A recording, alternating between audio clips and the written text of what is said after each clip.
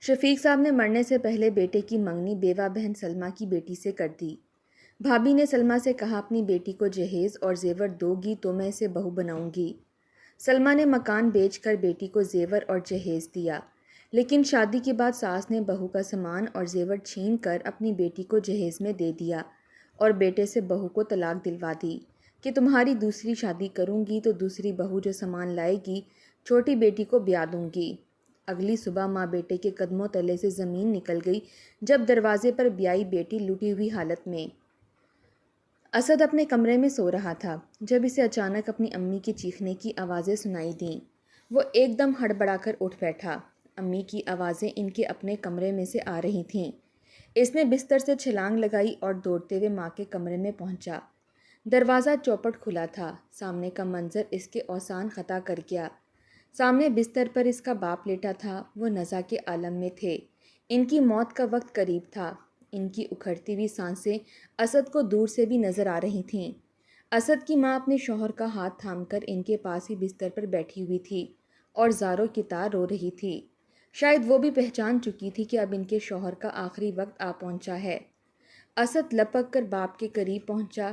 امی مجھے ایمبولنس کو کال کرنی چاہیے، اسد نے ماں کو کہا اور جیب سے موبائل نکالنے لگا تو شفیق صاحب نے کانپتے ہوئے ہاتھوں سے اس کا ہاتھ پکڑ لیا۔ تبھی کمرے میں اسد کی پھپھو سلمہ داخل ہوئیں۔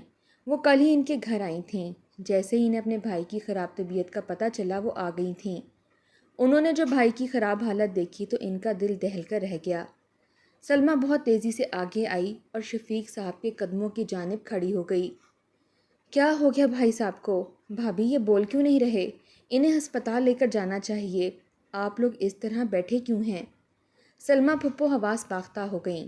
انہوں نے اپنی بھابھی یعنی اسد کی ماں سے سوال کیا، مگر انہوں نے پھپھو کا سوال بالکل نظر انداز کر دیا۔ خاموشی سے اپنے شوہر کا ہاتھ اپنے ہاتھوں میں لے کر بیٹھی رہیں۔ ان کی آنکھوں سے آنسو بہہ رہے تھے۔ تبھی شفیق صاحب نے لڑکھڑاتی ہوئی آواز میں اپنی بیوی سے کہا، میرا آخری وقت قریب ہے، مجھے ہسپتال لے جانے کی کوئی ضرورت نہیں۔ میں اپنوں کے پاس مرنا چاہتا ہوں، بس میری آخری خواہش کو پورا کرنا، اسد اور سلمہ کی بیٹی فضا کی شادی کروا دینا۔ سلمہ بیوہ ہے اور اس کے سر پر جوان بیٹی کا بوجھ ہے۔ میں چاہتا ہوں کہ اسد اس کا داماد بن جائے۔ میری آخری خواہش کا مان رکھنا۔ شفیق صاحب کی سانسیں اکھڑنے لگیں۔ ان کی بیوی ناصرہ بیگم ہکا بکا ان کی جانب دیکھ رہی تھیں۔ ان کے ہاتھوں سے شفیق صاحب کا ہاتھ کب کا چھوٹ گیا تھا۔ اسد بھی حیران تھا کہ بابا نے آخری وقت میں کیسی بات کر دی تھی، مگر وہ باپ کی بگڑتی ہوئی حالت سے زیادہ پریشان ہو گیا۔ اس نے جیب سے موبائل نکالا تاکہ ایمبولنس کو بلا سکے، لیکن اسی پل شفیق صاحب کی روح پرواز کر گئی۔ ان کے ہاتھ بے جان ہو کر نیچے گر گئے اور ان کی گردن ایک جانب کو لڑک گئی۔ ناصرہ بیگم کے حلق سے گھٹی گھٹی سی چیخ برآمد ہوئی۔ سلمہ پھپھو بھی وہیں زمین پر بیٹھ کر رونے لگیں اور اسد خاموش نظروں سے بابا کے وجود کو دیکھ رہا تھا۔ اس کے دماغ میں آندھیاں سی چلنے لگی تھیں۔ کچھ دیر بعد جب ان لوگوں کی حالت سنبھلی تو ملک بھر میں موجود رشتہ داروں کو اطلاع کر دی گئی۔ جس کو بھی شفیق صاحب کی موت کا پتہ چلا وہ افسوس کیے بنا نہ رہ سکا، کیونکہ شفیق صاحب تھے ہی اتنے اچھے انسان۔ ان کی نیک دلی پورے خاندان میں مشہور تھی۔ مہمان ان کے گھر جمع ہونے لگے اور کچھ ہی دیر کے بعد شفیق صاحب کو دفنا دیا گیا۔ غم کے مارے سب کا برا حال تھا، مگر سب سے بری حالت ناصرہ بیگم کی تھی۔ وجہ صرف شفیق صاحب کی موت نہ تھی، بلکہ ان کی آخری خواہش نے ناصرہ بیگم کو اندر تک ہلا کر رکھ دیا تھا۔ وہ کسی صورت بھی سلمہ کی بیٹی کو اپنی بہو بنانے کو تیار نہ تھیں۔ انہیں نہ جانے کیوں سلمہ سے خدا واسطے کا بیر تھا۔ عرصہ ہوا ان کی یہ نند بیوہ ہو گئی تھی اور ان کے بیوہ ہونے سے آج دن تک لے کر ان کا خرچہ شفیق صاحب اٹھاتے تھے۔ کتنی دفعہ تو ناصرہ بیگم کو اپنے ارمانوں اور خواہشوں پر پتھر رکھنا پڑتا، کیونکہ ان کے شوہر کے پاس اخراجات کے لیے بس اتنے ہی پیسے ہوتے کہ وہ اپنے گھر کا خرچہ چلا سکیں اور بقیہ پیسے وہ سلمہ کو بھیج دیتے۔ بس یہی وجہ تھی کہ ان کے دل میں سلمہ کے خلاف ایک گیرا سی لگ گئی، ایک ایسی گیرا جو کبھی نہ کھلی۔ حالانکہ سلمہ ناصرہ کے ساتھ بہت محبت بھرے رویے سے پیش آتی تھی اور اس کی احسان مند بھی تھی، مگر وہ اندر ہی اندر یہ بات جانتی تھی کہ بھابھی اسے پسند نہیں کرتیں۔ باپ کو دفنانے کے بعد اسد اندر آیا تو محلے کی کچھ عورتیں ابھی بھی ناصرہ بیگم کے ساتھ بیٹھی تھیں۔ سلمہ پھپھو بھی وہیں موجود خاموشی سے ایک سپارہ پڑھ رہی تھیں۔ اسد کو وہ کہیں نظر نہ آئی جس کے ساتھ شفیق صاحب نے اس کی شادی کی بات کی تھی۔ اسد غم سے نڈھال تھا، اندر جا کر ایک کرسی پر بیٹھ گیا۔ اس نے دونوں ہاتھوں میں اپنا سر کو گرا لیا، غم سے اس کا دل پھٹا جا رہا تھا۔ تبھی اس نے ایک نسوانی آواز سنی، کھیلیں پانی پی لیں۔ اسد نے چونک کر سر اٹھایا تو ٹھنڈے پانی کا گلاس ہاتھ میں لیے فضا اس کے سامنے کھڑی تھی۔ سفید رنگ کی چادر میں بھی اس کا گورا رنگ دمک رہا تھا۔ اس کی آنکھیں سرخ اور سوجی ہوئی تھیں، شاید اسے بھی اپنے ماموں کی موت کا بے حد دکھ تھا۔ اسد نے خاموشی سے اسے پانی کا گلاس لے لیا۔ اسے واقعی اس وقت پیاس لگی تھی۔ ایک ہی سانس میں پانی کا گلاس خالی کرتے ہوئے اس نے گلاس فضا کو واپس پکڑا دیا۔ وہ گلاس لے کر واپس چلی گئی۔ اسد بے اختیاری اس کو جاتا ہوا دیکھتا رہا۔ وہ بے حد خوبصورت تھی، اسے پڑھنے کی خواہش تھی۔ شفیق صاحب نے ہی اس کا داخلہ یونیورسٹی میں کروایا تھا اور اب شاید وہ گریجویشن کر چکی تھی۔ اسد کو اس سے شادی کرنے پر کوئی اعتراض نہ تھا۔ دن گزرتے گئے اور ناصرہ بیگم اور اسد کے دلوں سے شفیق صاحب کی موت کا غم ختم ہونے لگا، مگر اسد کو یاد تھا کہ مرنے سے پہلے اس کے بابا نے کیا آخری خواہش کی تھی۔ سلمیٰ پھپھو کب کی اپنے گھر جا چکی تھیں۔ انہوں نے بھابھی کے بدلتے ہوئے تیور دیکھ لیے تھے، اسی لیے انہوں نے ناصرہ بیگم سے فضا اور اسد کی شادی کے متعلق کوئی بات نہیں کی تھی۔ اسد جانتا تھا کہ اس کی امی پھپھو سلمیٰ کو پسند نہیں کرتیں، اس لیے وہ خاموش تھا، مگر ایک روز اس کی حیرت کی انتہا نہ رہی جب ناصرہ بیگم رات کو اس کے کمرے میں آئیں۔ وہ اپنے لیپ ٹاپ پر کچھ کام کر رہا تھا۔ ناصرہ بیگم کے ہاتھ میں دودھ کا گلاس تھا۔ انہوں نے وہ گلاس اسد کی اسٹڈی ٹیبل پر رکھا اور اس کے پاس ہی رکھی ہوئی کرسی پر بیٹھ گئیں۔ اسد، تمہیں یاد تو ہوگا کہ تمہارے بابا نے مرنے سے پہلے اپنی آخری خواہش کا ذکر کیا تھا۔ اب چونکہ ان کی وفات کو کافی دن گزر چکے ہیں تو میں چاہتی ہوں کہ ہم ان کی آخری خواہش پوری کر دیں تاکہ ان کی روح کو قرار آ جائے اور ہم پر کوئی قرض باقی نہ رہے۔ میں کل ہی تمہاری سلمیٰ پھپھو سے بات کروں گی اور شادی کی تاریخ طے کر دوں گی۔ تم بھی اپنے طور پر شادی کی تیاریاں شروع کر دو۔ اسد ہکا بکا ماں کی شکل دیکھ رہا تھا۔ اس کے تو وہم و گمان میں بھی نہ تھا کہ اس کی ماں اتنی آسانی سے اس کی فضا کے ساتھ شادی کے لیے مان جائیں گی۔ اسد کو ایک خوشگوار حیرت ہوئی تھی، فضا اسے پسند تھی اور وہ خوشی خوشی اس کے ساتھ شادی کرنا چاہتا تھا۔ ناصرہ بیگم نے جو اس کے چہرے کی مسکراہٹ دیکھی تو ان کے چہرے پر اچانک سختی بڑھ گئی۔ تبھی انہوں نے کرسی پر سے اٹھتے ہوئے اسد کو بولا، تمہاری شادی ہو جائے تو اپنی چھوٹی دونوں بہنوں کو بھول مت جانا، وہ بھی جوان ہیں اور شادی کے لائق ہیں، اور یاد رکھنا کہ وہ دونوں اب تمہاری ذمہ داری ہیں۔ اسد کو بھلا اپنی بہنوں کی ذمہ داری اٹھانے سے کیا انکار ہو سکتا تھا؟ اس نے ناصرہ بیگم کو مطمئن کر دیا کہ وہ دونوں بہنوں کا خیال رکھے گا۔ اگلے دن ہی ناصرہ بیگم نے سلمیٰ کو فون کھڑکا دیا۔ سلمیٰ پھپھو ان کی آواز سن کر تو حیرانی رہ گئیں۔ زندگی میں شاید پہلی دفعہ ناصرہ بیگم نے انہیں خود سے فون کیا تھا، اور جب سلمیٰ کو پتہ چلا کہ ناصرہ بیگم اسد اور فضا کی شادی جلد از جلد کروانا چاہتی ہیں تو ان کی حیرت کی انتہا نہ رہی۔ وہ بے حد خوش تھیں۔ اکلوتی بیٹی اگرچہ پڑھی لکھی تھی لیکن تب بھی انہیں اس کی طرف سے فکر لاحق تھی۔ خاندان بھر میں لوگوں کو پتہ چل گیا کہ اسد اور فضا کی شادی ہو رہی ہے۔ جس نے بھی سنا وہ ناصرہ بیگم کی اعلیٰ ظرفی کا قائل ہو گیا۔ سلمیٰ پھپھو کے پاس اتنی گنجائش نہ تھی کہ وہ اپنی بیٹی کو قیمتی جہیز دیتیں، اس لیے سبھی جانتے تھے کہ وہ 2 جوڑوں میں فضا کو رخصت کریں گی۔ دونوں گھروں میں شادی کی تیاریاں ہونے لگیں اور مہندی کا دن آن پہنچا۔ اسد کے گھر میں بے شمار مہمان آئے ہوئے تھے۔ رات ہوئی تو ناصرہ بیگم اپنی بیٹی اور سارے مہمان سمیت مہندی لے کر سلمیٰ پھپھو کے گھر جا پہنچیں۔ ان کا شاندار استقبال کیا گیا۔ سلمیٰ پھپھو نے اپنی حیثیت کے مطابق گھر کو سجا رکھا تھا اور کھانے کا بھی انتظام کیا ہوا تھا۔ اسد بھی زبردستی ماں کے ساتھ چلا گیا تھا۔ اسے اور فضا کو جب مہندی کی رسم کے لیے ساتھ بٹھایا گیا تو سب نے ہی ان دونوں کو چاند اور سورج کی جوڑی قرار دیا۔ فضا پیلے رنگ کے جوڑے میں بے حد حسین لگ رہی تھی تو اسد بھی سفید کرتا شلوار میں کسی سے کم نہیں لگ رہا تھا۔ رسم کے دوران ہی اس نے اپنی ماں کو ڈھونڈنا چاہا مگر وہ کہیں نظر نہیں آ رہی تھیں۔ اتفاق سے سلمیٰ پھپھو بھی آس پاس کہیں نہ تھیں۔ کافی دیر کے بعد اسے سلمیٰ پھپھو ایک کرسی پر بیٹھی ہوئی نظر آئیں۔ ان کے چہرے پر اس قدر پریشانی تھی کہ اسد کو تھوڑی حیرت سی ہوئی۔ فضا بھی ماں کی جانب دیکھ رہی تھی۔ ان کا رنگ زرد پڑ رہا تھا۔ مہندی کی رسم مکمل ہو گئی تو ناصرہ بیگم خوشی خوشی بیٹے کو لے کر گھر واپس آ گئیں۔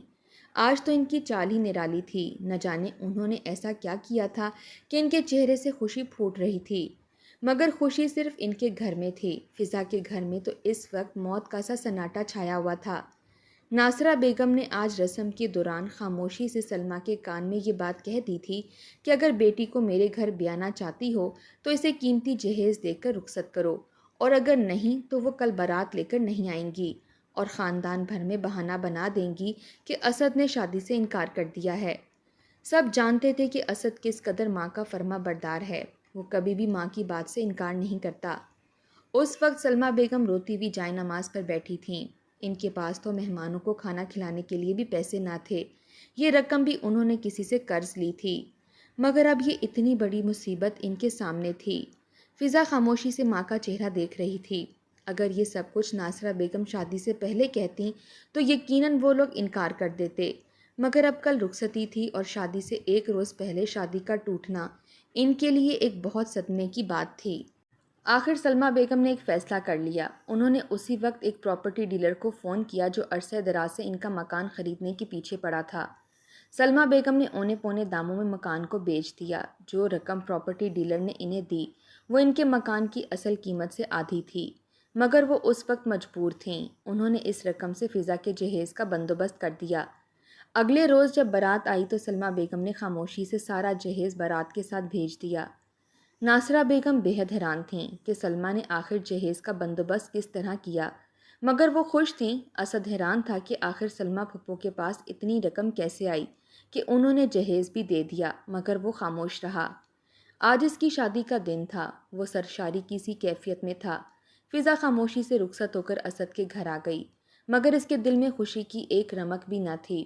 اس کی ماں بے گھر ہو چکی تھی۔ بیٹی کو رخصت کر کے سلمیٰ خود کرائے کے مکان میں شفٹ ہو گئی۔ فضا کی شادی کو کئی روز گزر چکے تھے۔ اسد ایک بہت اچھا شوہر ثابت ہو رہا تھا، وہ اس کا ہر ممکن طریقے سے خیال رکھنے کی کوشش کرتا۔ ناصرہ بیگم اور نندوں کا رویہ بھی اس کے ساتھ مناسب ہی تھا، مگر وہ ایک بات دیکھ رہی تھی کہ اسد ناصرہ بیگم کا بے حد فرما بردار تھا۔ اگر وہ کہتی رات ہے تو وہ آنکھیں بند کر کے تسلیم کر لیتا، اگر وہ کہتی دن ہے تو وہ سارا دن یہی مالا جھپتا رہتا۔ ماں کی کسی بات سے اختلاف کرنا اسد کے بس میں نہ تھا۔ فضا آہستہ آہستہ اپنے گھر کے ماحول میں سیٹ ہونے لگی۔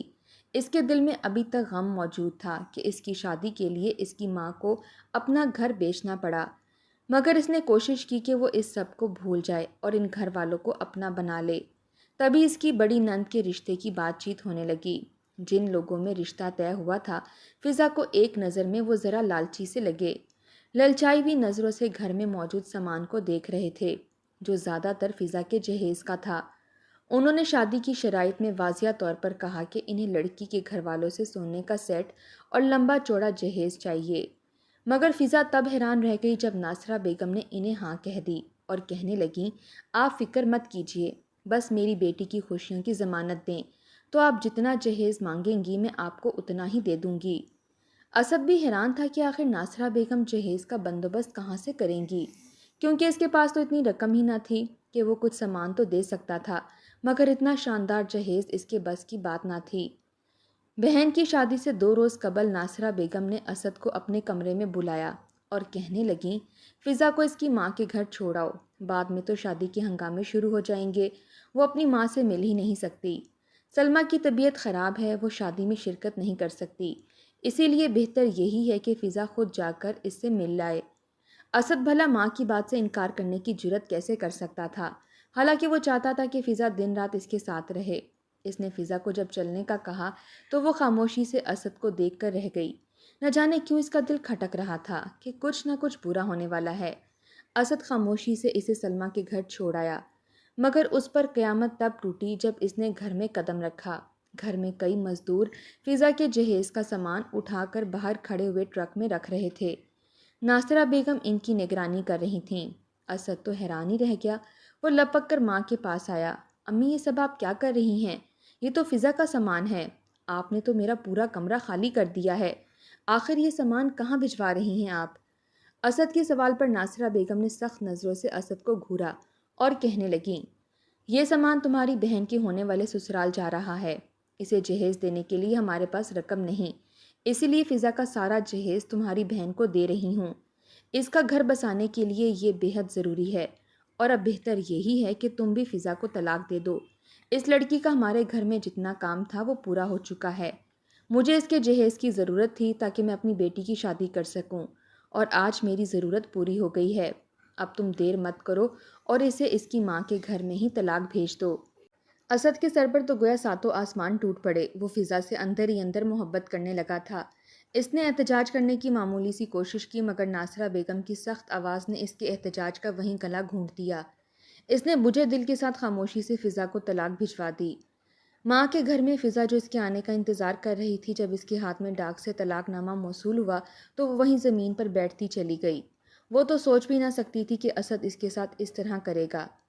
ناصرہ بیگم نے دھوم دھام سے بیٹی کو بیاہ دیا۔ اس کے سسرال والے اس قدر قیمتی جہیز دیکھ کر بے حد خوش ہوئے۔ ناصرہ بیگم فخر سے گردن اکڑائے ہر ایک کو یہی کہتی کہ آخر پہلی بیٹی کی شادی کر رہی تھی، اتنا جہیز بھی نہ دیتی تو کیا فائدہ میری ماں ہونے کا۔ اسد بزدلوں کی طرح ماں کی بات میں ہاں ملاتا رہا۔ وہ اندر ہی اندر دکھی تھا، مگر اس میں اتنی ہمت بھی نہ تھی کہ اپنی ماں کے سامنے اپنے غم کا اظہار کر سکتا۔ بیٹی کو رخصت کر کے ناصرہ بیگم ہال سے گھر آئیں تو بے حد خوش تھیں۔ انہوں نے اسد کا اترا ہوا چہرہ دیکھ لیا تھا۔ اسد خاموشی سے اپنے کمرے میں جانے لگا تو انہوں نے اسے آواز لگائی، اسد میری بات سنو۔ اسد مڑ کر ان کے چہرے کی جانب دیکھنے لگا۔ وہ اس کے پاس رکھی ہوئی کرسی پر بیٹھ گئیں اور اسد کو بھی اپنے سامنے بٹھا لیا۔ پھر کہنے لگی، میں جانتی ہوں کہ تم اپنا گھر برباد ہونے پر افسردہ ہو، مگر تم فکر مت کرو، میں تمہارے لیے چاند سی لڑکی ڈھونڈوں گی جس سے تمہاری شادی کرواؤں گی۔ دیکھنا وہ فضا سے بھی کئی گنا زیادہ مالیت کا جہیز لے کر آئے گی۔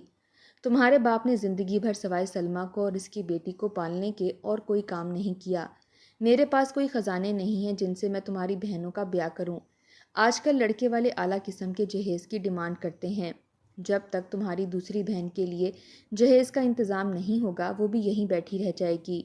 میں چاہتی ہوں کہ تم دوسری شادی کرو اور تمہاری دوسری بیوی جو جہیز لائے وہ سب میں تمہاری چھوٹی بہن کو دے دوں اور اس کی شادی کر دوں۔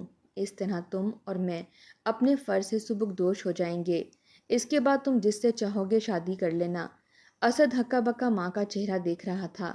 کس آسانی سے وہ دوسروں کی بیٹیوں کی زندگی برباد کرنے کی بات کر رہی تھیں اور بدلے میں اپنی بیٹیوں کا گھر بسانا چاہ رہی تھیں۔ اسد ایک جھٹکے سے اٹھا اور اپنے کمرے کی جانب بڑھ گیا۔ اس کے اندر اپنی ماں کی باتیں مزید سننے کی تاب نہ تھی۔ ناصرہ بیگم نے نفرت سے اپنا سر جھٹکا۔ 4 دن میں ہی فضا کی محبت کا بھوت سر سے اتر جائے گا، پھر خود ہی دوسری شادی کے لیے کہنا شروع کر دے گا۔ آخر کو مرد ذات ہے۔ ناصرہ بیگم مسکراتی ہوئی اپنے کمرے کی جانب بڑھ گئیں۔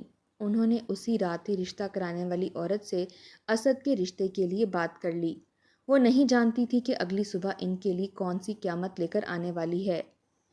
وہ رات ناصرہ بیگم نے بہت پرسکون گزاری۔ مسجد سے فجر کی اذان بلند ہوئی تو ناصرہ بیگم مسکراتے ہوئے اٹھ بیٹھیں۔ آج انہیں اپنی بیٹی کا ناشتہ لے کر اس کے سسرال جانا تھا۔ وہ خوشی خوشی بیٹی کے گھر جانے کی تیاری کرنے لگیں۔ اسد کے کمرے کا دروازہ ابھی تک بند تھا۔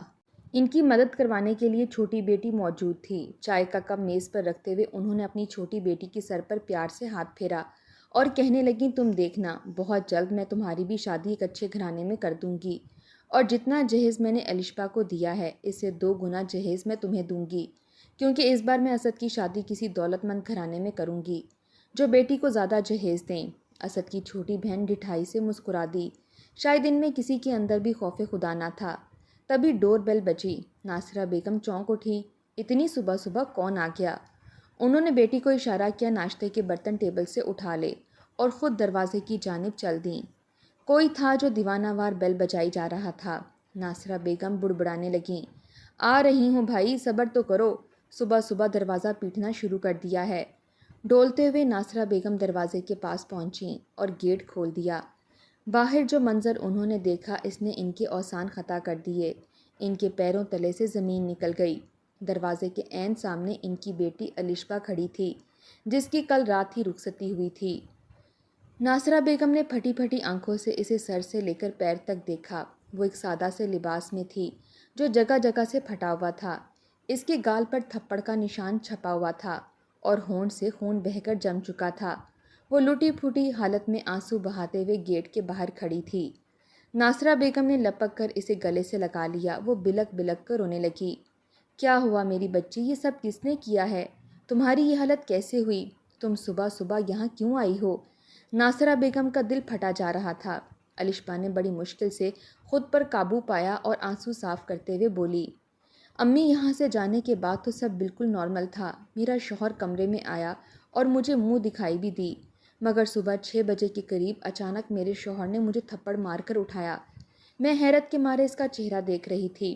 جب دروازہ کھول کر میری ساس اور نندیں اندر داخل ہوئیں، ان سب نے مل کر مجھے مارا۔ ان کا کہنا تھا کہ انہوں نے صرف جہیز کا مال بٹورنے کے لیے شادی کی تھی، ورنہ انہیں مجھ جیسی کم صورت لڑکی کی ضرورت نہیں تھی۔ میرا شوہر بھی ان کی ہاں میں ہاں ملا رہا تھا، لیکن سب نے مل کر مجھے دھکے مار کر گھر سے نکال دیا۔ شادی میں جو مہمان تھے وہ سبھی ان کے اصلی رشتہ دار نہیں تھے، اور نہ ہی یہ لوگ اس شہر میں رہتے ہیں۔ جس گھر کو انہوں نے اپنا بتایا تھا وہ بھی کرائے کا تھا۔ میری تو زندگی برباد ہو گئی۔ الشبا روتے ہوئے پھر سے ان کے گلے لگ گئی۔ ناصرہ بیگم تو جہاں کی وہاں کھڑی رہ گئیں۔ انہوں نے جو کچھ فضا کے ساتھ کیا تھا وہی سب کچھ پلٹ کر ان کی بیٹی کے ساتھ ہو گیا تھا۔ وہ نہیں جانتی تھیں کہ مکافات عمل ہر انسان کے لیے یکساں ہوتا ہے۔